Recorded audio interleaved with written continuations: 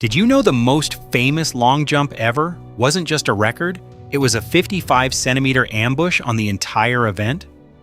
And the weird part is how little this record actually moved. For decades, almost nobody could touch the ceiling until suddenly somebody smashed it. In Ann Arbor, Jesse Owens finally smashed the barrier, 8.13 meters on 25th of May 1935. That made him the first man officially over 8 meters in the long jump. And he didn't do it on some quiet afternoon. World Athletics ties it to his wild 45-minute spree of world records. Then, the really crazy part?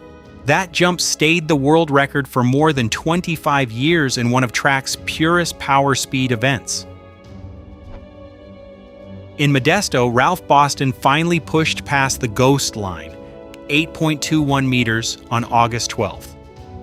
Just 8 centimeters farther, but it landed like a hammer blow.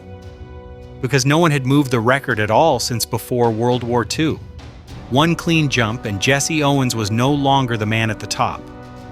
World Athletics still treats that old mark as one of the sport's great longevity records.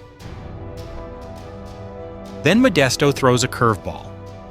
On 25th of May 1963, Phil Shinnick flies out to 8.33 meters at the California Relays, 2 centimeters past the listed world record. But nobody logs the wind. So the jump goes into limbo.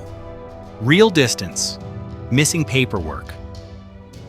For 58 years, it sits off the official timeline, until World Athletics finally recognizes it in 2021 and slots the mark back where it happened.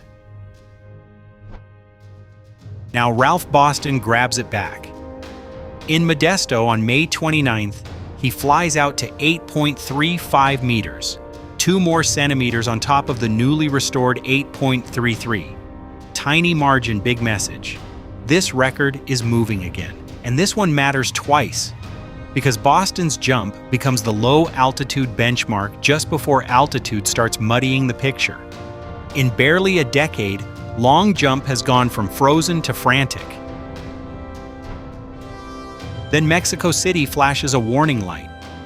On 19 October 1967, Igor Ter-Ovanesyan lands 8.35 meters and only ties the world record. No new number, but everybody sees the same thing. At 2,292 meters up, the runway is giving jumpers a real boost. This is the test run. The next year, in the same stadium, long jump is about to explode. Bob Beamon hits the board in Mexico City and lands at 8.9 meters. The old world record was 8.35, so one jump blows it open by 55 centimeters.